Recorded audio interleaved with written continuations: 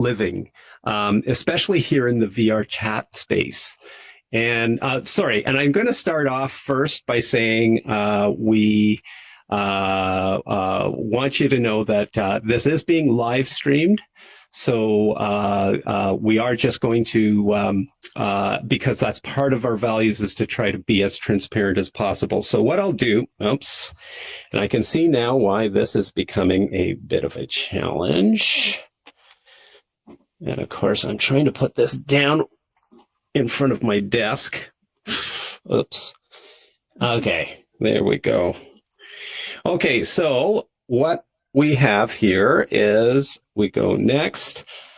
Okay, it says here an hour. It probably will not be that long. It's just that that's the format of this discussion, is that it should be just an hour, because often some events can take a long time. But what I'd like to do is just, and the other part is in the calendar description, it says this has not got an agenda to it.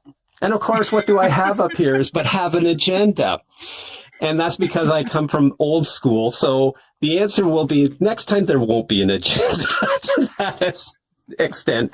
But what we'd like to do is just quickly take you through BridgeMaker's values. And then how, something that's actually quite important to me, which is called the calling of the engineer, which is a Canadian thing. And where it came from, why I think it's important, and the fact simply being that how do we address, how does that intersect with the BridgeMaker values, and then of course, just a closing, which by the way will be, if you're okay with it, having a photo for our Discord group as part of this this get together. Okay, so I'm just going to quickly go. Our values here at BridgeMaker is to have for human first. That is to say, looking at how we do things, understanding that as a human we're a whole thing. And Hea will jump in if I'm getting this wrong, but I'm going to say, because of course you do need to have an escape route. But the fact is that what we try to do is make sure that what we're doing is actually a human approach to doing things, not just a way. And so as we build things, we sometimes do have processes, rituals, and otherwise, but really to address a human way in which we do, how we do our workshops, how we do our interactions, and how we move with that. The other is, another one is iteration, and we'll be going over that in a little more, is the idea that we never get things right the first time. And that's an important thing to remember, because I come from a time where people often said, well, you wouldn't have to do it again if you hadn't done it right the first time. And the answer to that is we're all finding out that there is no right the first time. You have to actually say, okay, that didn't work, or that could be improved, and to continue to improve it as best you can within the resources that you have. So that is actually like a very important thing, so that we are constantly, if we have a policy of something, it might actually have to start. IDFK4, cool. Welcome. Hi there. Hello. Welcome. Okay, so we're just starting our event, so we're just going over a few things. So it is about BridgeMakers, the group that we have here. So again, we have iteration as a value, kindness as a value, which is a very interesting thing, because we often forget that being nice is not the same as being kind. Kindness is a very long-term sort of thing. It actually addresses what we're going to do, technically how we present ourselves, how we interact with others with the idea that we're attempting not to be judgmental, not to be not to put down others in the idea that, okay, if I put somebody down, I actually gain something from that. But it's also to, when we start talking about being nice, it's just simply we're trying to push away that idea that we can just not have to deal with something just by putting on a smile. So kindness is actually another piece, way in which we can interact with each other, and can give us a sense of understanding in that case between each other. Stewardship is the idea that we are doing this to just help out, okay? And that's kind of very much linked to the other ones that are here as well, but the other values that are here as well. But it's that sense of knowing that we're doing this for a greater purpose. And then the last is transparency. I just wanted to make sure I have that in the time here.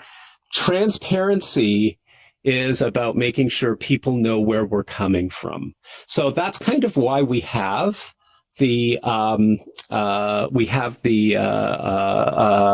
live streaming, so that we really are making sure people know that we're doing this, and we're doing it on purpose. And we're trying to make sure that people know that when they see what we're doing, that we're coming from an authentic place as well. So again, all these things are fairly much interconnected. So I'll stop there with having gone over the BridgeMaker values. I'm just going to open up and just say, like, is there any questions about that? Put up your hand, throw an emoji, and I'm going to take it as that. Oh, I was just so awesome at explaining that. I'll just assume that everything worked out well. Okay, so we'll just dive into the main topic here, which is something for me, from me, and something that Heya and I discussed. It's the calling of the engineer. And what it is it's a perspective that I want to share with kind of how and why, in some ways, I kind of found a place inside of BridgeMakers as a result of how I've gone through becoming a Canadian engineer, and the process that entails, and why it intersects so well with the BridgeMakers world. So again, not trying to make it all about me, but why is this thing? Okay, what is happening? Okay, there it is. Next. Okay, so this calling of the engineer is actually something that is particular to Canadian engineers. If you were a person trained through university in engineering, you are actually at the end of your training undergo what they call the ritual of the calling of the engineer. It is not really a secret. Some people will call it a secret quote ceremony, but technically it's a private one. And so really what it's meant to be is to just something that helps us understand and square us away with the ethics of engineering. So there's good reason for that. And that's because in 1907, 1907, there was a fairly catastrophic bridge collapse in just across the Quebec River. It was a train bridge, and in the end, 75 people died as a result of that. And I should point out, the one that actually got me was to hear that 33 to 35 of the people who died in that bridge collapse were from the Watakaname reservation. Now, a lot of people here wouldn't know what an indigenous reservation was, but the thing is that they're not large groups of people. So it's almost like they came from a single town at the time of 1907. That was a huge number of people from a single place and a single origin in the indigenous people. So that there was a huge impact to their life and their livelihood in that town. And it was just one of those, it ends up being that piece where the tragedy is made even all the more terrible as a result.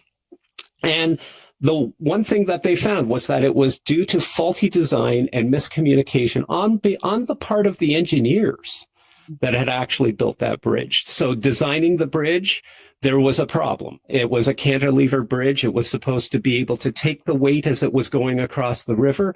It was not. And it was one of those things where sometimes the concern of how you would look in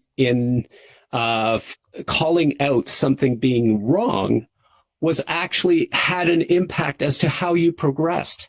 So that is one of the things that it was tried to address. So in 1925, yes, it took a lot of years later for Canadian engineering to establish the calling of the engineer, and it is the standard of ethics when approaching the design of what you're going to do.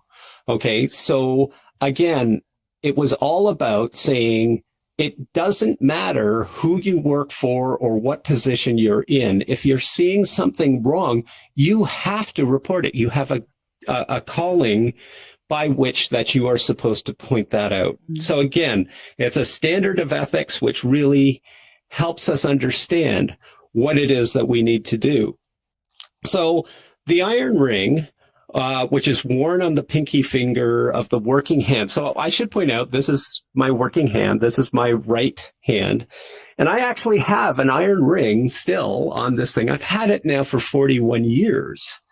I just end up saying that, it has been a constant reminder for me that everything that I do, I should make sure I do so with a duty of care. The idea being that I am responsible for what I design, for what I build, for the reports that I make, for the way in which I do things on, like whether, I would say whether professionally or personally, but the idea simply that I have that duty of care that is owed to the world in that case. And because I have no control as to who is going to use that bridge. I have no control how that bridge is going to be, how long that bridge is going to be used, or that furnace that I design, or that that pipe system, or otherwise.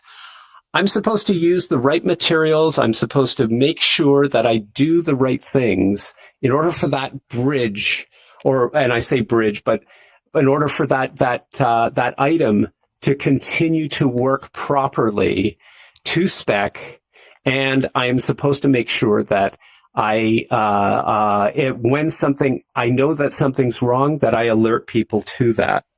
So again, and when I say it sits on my right hand pinky, it's meant to aggravate me. It's part, to believe it or not, this was back in the days when we used to do drafting with pencils and rulers and the rest of the stuff. And it just, I hate saying, it digs into your skin. It reminds you that that's a very difficult thing to just hold and say, okay, well, it doesn't mean anything to me. I'm a manager. I don't have to worry about what kind of materials are being used. I want to go with the cheapest one so that I get higher in the company. And the answer is no. You have that reminder that you swore that you would not actually do that. And you make that oath, and I'll just go to here. I'm wondering, yes, that's it. This is kind of the oath of the engineer. I'm not going to go into a lot of detail of it, but it's again the idea that it is a calling, and the words that I always loved about it. It was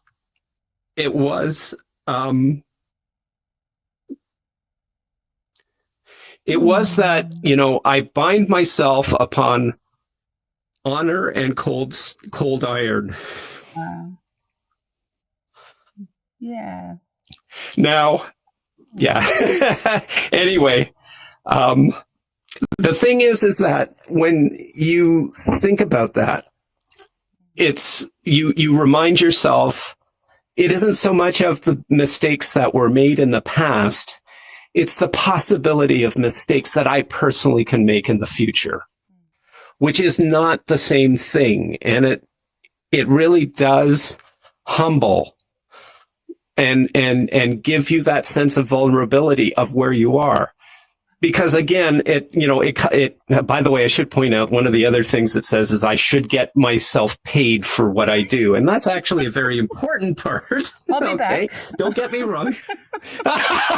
Yes. Luki's saying, yeah, well, what else are you expecting? Find the employee payment center. I'll get back. Yes, that's it. So anyway, but the other part that really comes is to say that I am also, if of my assured failures and derelictions, those are not simple words, and it's at the bottom paragraph. And oh, cool, Mix is here. Okay, sorry, that's great. Okay, great. Praying for the honor of my temptations, weakness, and weariness, the memory of this, my obligation, and of the company whom it was entered into, may return to me and aid, comfort, and restrain. And the idea there is to say, look, it's not about we all make mistakes. The mistakes I can make can cost not only lives, but as we saw in that one example, almost an entire village of people, and a continuance and a heritage. Oh, Mix, come on down if you'd like. Front row seats available. Absolutely. Sorry, just going over what is called the calling of the engineer, Mix, just to let you know. Oh, Mix. Okay, yeah, by the way, does everybody see the slides behind me? I'm not sure whether... Oh, yeah. Yep, okay, sorry, I never thought to ask that at the start here. Okay. Everybody just okay to can see the slides? Okay, great. Like we're trying this for the first time in a little while. So, okay, and I guess the thing is that when I think about the calling of the engineer and, this idea of, what what the engineering principles are that create that ethic. As I looked it over, I said, look, technically, although there's much that kind of intersects between what I call the calling of the engineer and bridge makers, I look at it and say, iteration and stewardship are probably the biggest. So the idea of iteration is to say that nothing is perfect, that we work towards making things better. And we constantly are doing that. And then the next is stewardship, which is to say that, we, like the calling of the engineer says, it doesn't actually come out and say, well, sorry, I should point out, in 1925, of course, the references were that it was about, this very Christianized view of how to call the engineer. I should point out the actual ceremony, the words in the ceremony were all worked out by a poet, a famous poet of the time, Rudyard Kipling. So he was like a very famous British poet. And he was like, he really brought out some really great themes in that. But what it comes back to is that, yes, they did do that. They didn't talk, they only talked about men, I should point out, in the calling of the engineer originally, because technically that was the demographic, the majority of the demographic, if not the whole, in 1925. In 2025, as part of the 100th anniversary of the call of this particular ceremony, it was actually rewritten. And I'm just going to say, this year I actually had the privilege to put the ring on a family member's finger who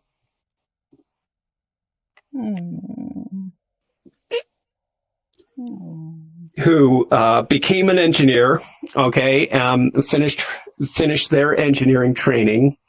And it was wonderful to be there, because the fact is I got to hear, which I would never have done, the new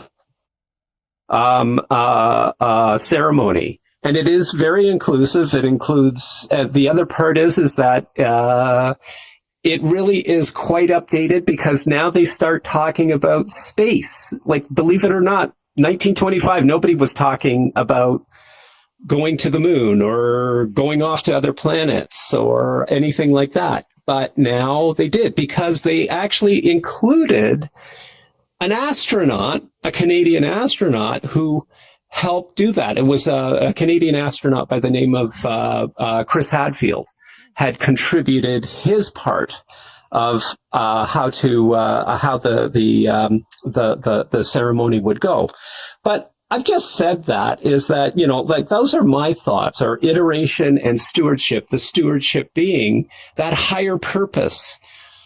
Like, whether we want to, what it is we believe or worship, the fact simply is higher purpose says that there's a verticality to which some things we do are and are more important, are just as important in order for us to actually, partake in. And what we do is we contribute as a single person in amongst many. And we want to have, to contribute in a way such that it benefits not only just those around us, but those who have yet to be born in that case. And so that's kind of where I am with that. Now, that for the most part, it's 1:30.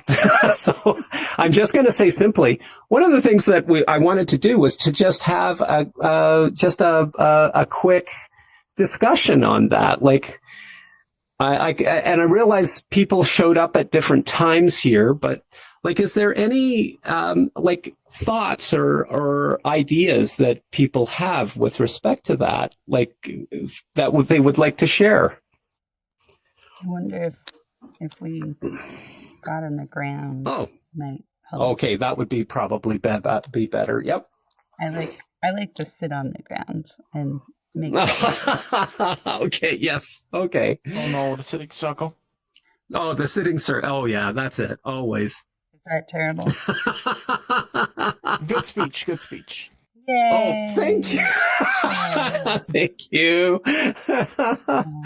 Oh, well, what's your thoughts on this? Like, do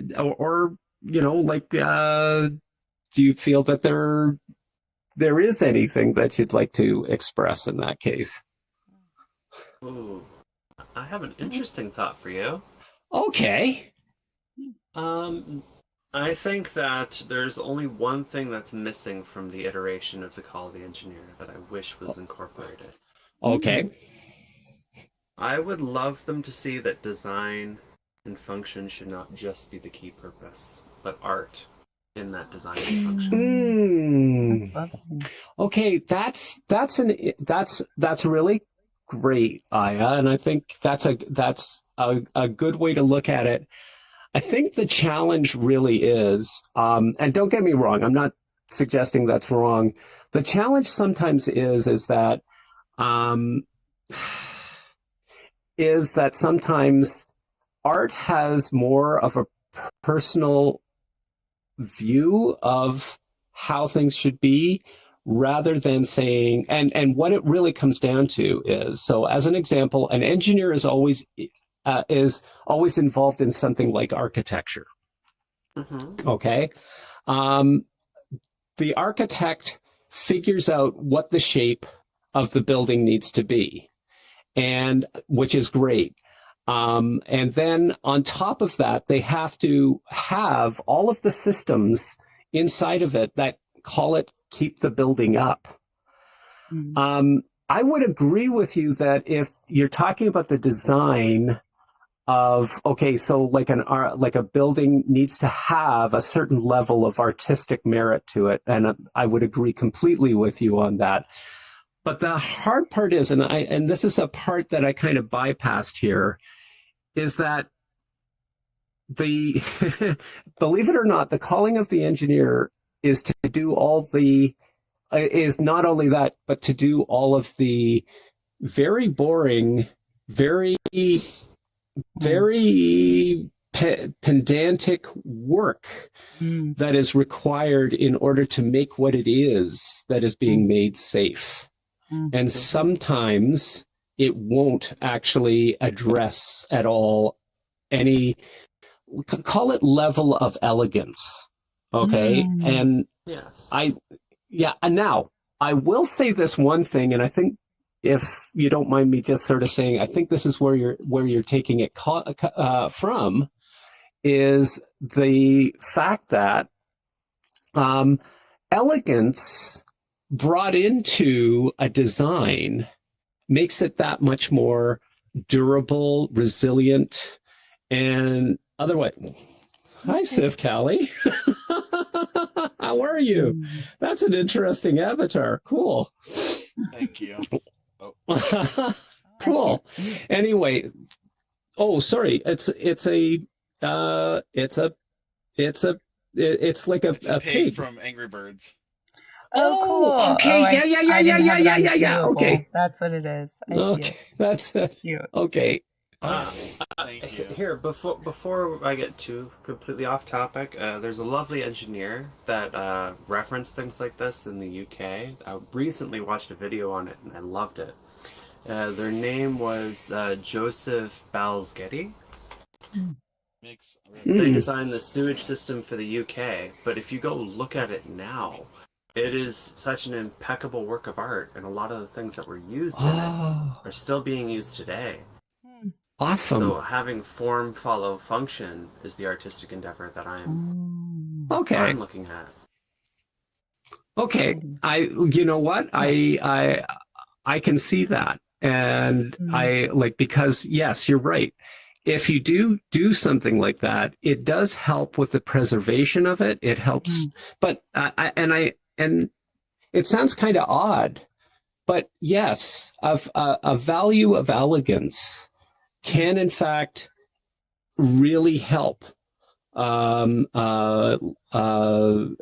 I said, build that permanency and the resilience to the design. And when you do that, that actually increases the safety. So it sounds terrible, you're right. There's this whole thing about, the art of it. I guess the challenge is and having been on the other side, there's not a lot of elegance specking out iron pipe, okay, no matter how hard, and yet you have to do it. You have to talk about chromium and molybdenum. Elegance to iron piping, like the form of how it flows is very pleasing. Yeah. You see it. Okay, all right, that's true. I also hear, so in my profession, I come from social scientists, which some people might say the soft scientists, right? And we have the values of non-maleficence. So I'm going to do no harm is the first value. And then beneficence is the second one. I will create healing, right? And they're in that order for a reason, right? And so what I hear the calling of the engineer is first the do no harm. And and that core skeleton, let's say, of the design requires a constant challenging of ego, of protection of resources, of this idea of if I'm in tunnel vision as an engineer and I just want to get the job done, that calling is going to make me keep seeking peer review. It's going to make me keep checking my numbers. Because if I build the skeleton wrong, no matter how elegant it is, the elegance could actually create a trap where there's more people engaging in the thing that isn't really safe to hold them. So I hear that, like, for the longitude, I like what you said of, like, if you want to protect the work you've done, you gotta add the form to it that follows the function, because otherwise people will see it as an eyesore. I've got a lovely counterpoint for you, and it's very simplistic, so everybody here can understand. Light posts.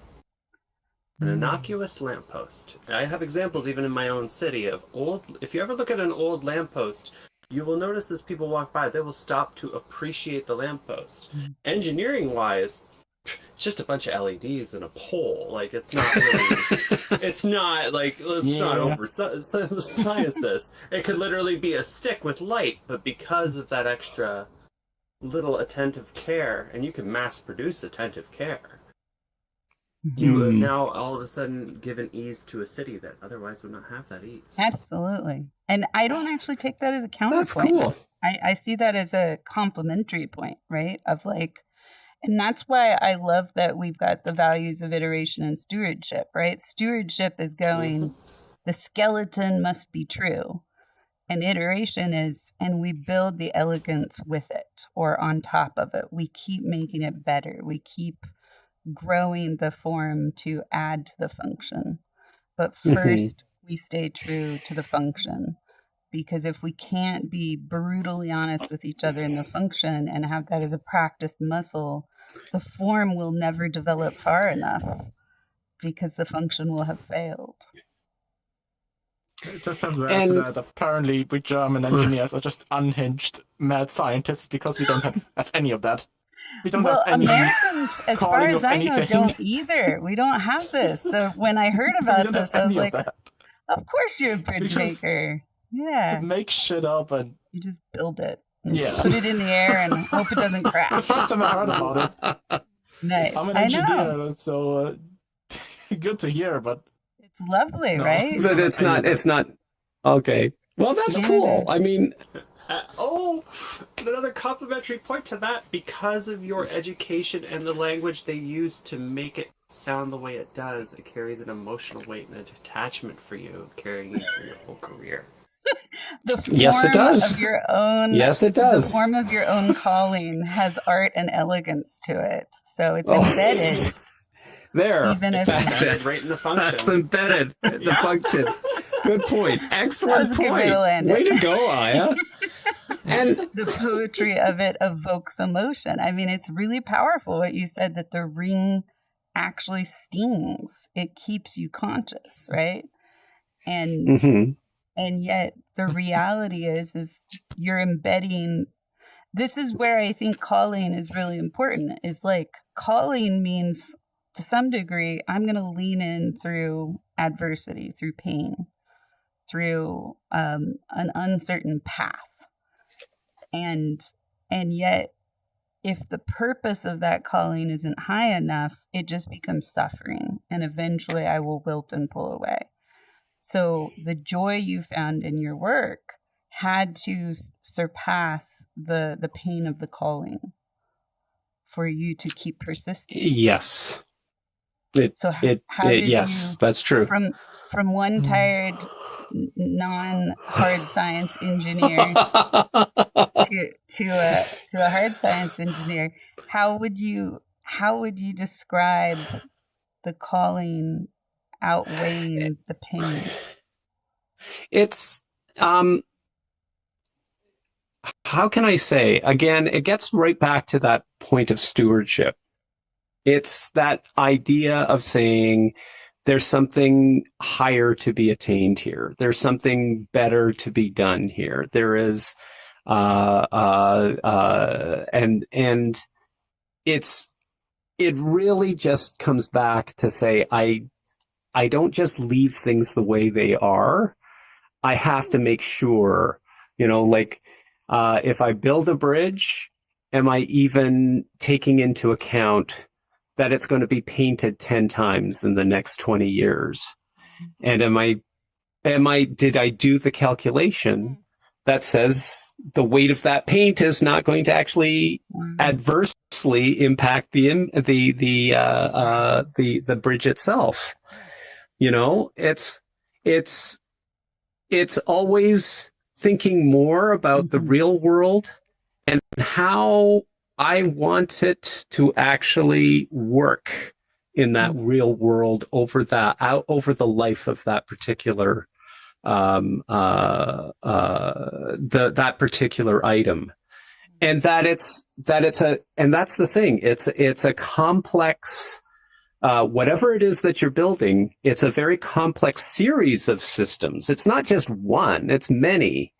And just because one might actually work the way that you expect it to, the fact simply is that was part of the reason why that design error took place with the 1907 bridge, is because things were properly put together, but once they were put together, they didn't work all together.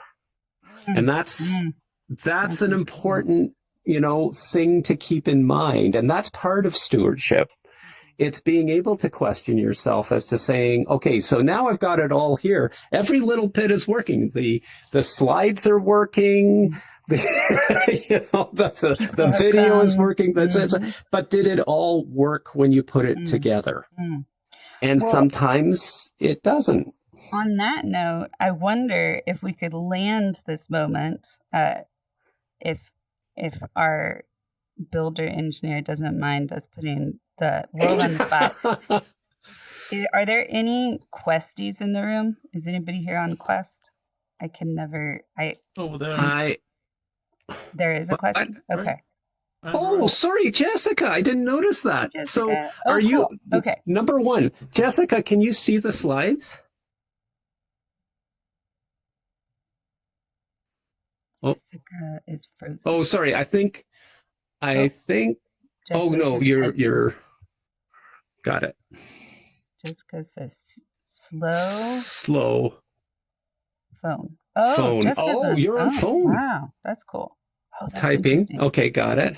Okay, we have had phone people be able to join. I was curious if we wanted to land this by actually going to the Event Horizon world and having an engineer evaluate the bridge in the world for its viability to exist, even as it is sucked into a black hole. Oh my God. Because I think that tour could be very informative for bridge makers and how we can improve. And you all can be witness of this. Okay, that's the full confession that I'm the one that made the bridge get spaghettified. But it's not broken. And that's the key word. So for our last, 10 minutes or so, would you be up to that, or you want to do that next week? Okay, we can do that now if we want to drop a portal. But sound just one more thing about the slide. Oh, sorry. Yep. If you have text in the background and you're standing in front of it, it's quite hard to read. So either could you move the text to the right or left, or okay, thank you. Excellent. I hadn't thought of that at all. I was trying to read the whole O thingy, but you were in front of it at the bottom half. Oops. Okay, got it. Sorry, I hadn't thought of that. Good, So probably good feedback. Yeah. And I didn't need to presentations. Standing right in front of the screen. It's it's easy to do. No, thank you. So if that feels too rushed, it was a semi joke, but it also is true. I would so love to take this and apply it just playfully if that doesn't make it feel too cheap. Are you up do you to have that? any electrical installation that can judge that too? Electroconsulate. I know. Do you have your tools of evaluation? I'm an electrical engineer, so I can evaluate lots of. Oh my gosh, that's so cool. Absolutely. We'll make the improvements. The best thing is, pronto. the scariest thing, Scott. we don't have that oath or anything, but my basic job is to build machinery that works with highly explosive and poisonous material. Woo. So Wow. if my shit goes wrong, People boom. die Yep. and blow up. Well, this will be a whole other level, I guess. It's nice knowing you. Yeah, exactly. Nah, it's fine. Okay, We here have we so go. much safety in the thing that it doesn't work most of the time because too much safety. So let's see. Everybody's expertise is welcome here. Let's look at a bridge that is mid-transition. Nobody ever planned for a black hole to go after this bridge, I'm sure, but it still stands. Oh no. Please join us. Yay. Welcome.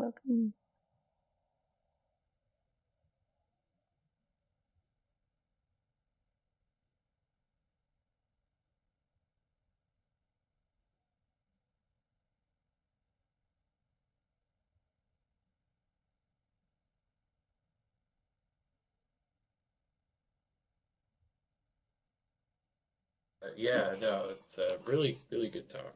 Oh, thank you. Yay. This is cool. Hello. You never knew I was going to give you this fly ball and be like, all right, Mr. Yeah, did not expect calling this. person, please evaluate our work Oh, here. God. Breaking the laws of physics. 1 point off. Whoops. That's 1 point. Only 1 point for laws of Hey, physics not being followed. Yeah. Does anybody really know the stabilizing effect of magical black holes in virtual reality? We have to suspend our engineering calculations slightly. Yes, that's here, true. But let's do this anyways. Does Okay. VR know what tasty wheat tastes like? Exactly. Oh, Jesus. The questions that arise. But we will follow our Canadian engineer and hear the assessment of the viability of this bridge. Okay. The viability of this particular part of the bridge, I think it's coming close to its end of life. Okay, I hate telling you this. Yeah. No paint job. I've seen a lot.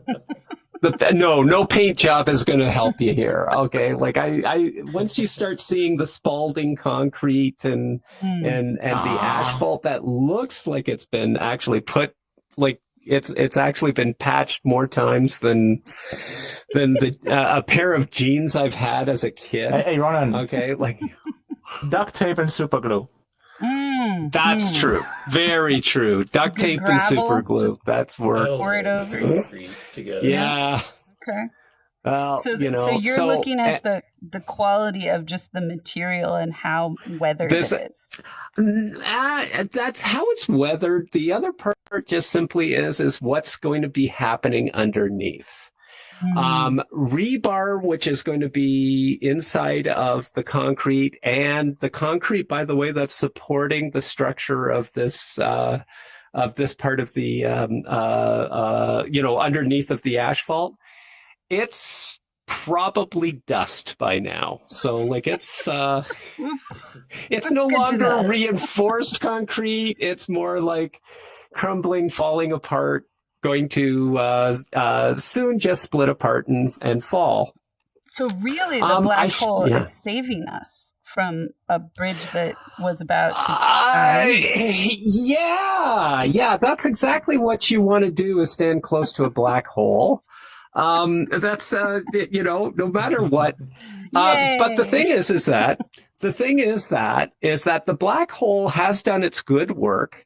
It's actually created an event horizon which slows down time and has actually helped preserve much of this. So this is much older than it looks. This could look like 100 years old, but the answer simply is that, yeah, technically it could be 1,000 years old now, because it just is that. There you go. Slowed time down. Exactly. Right. It slows time down. I think that's important.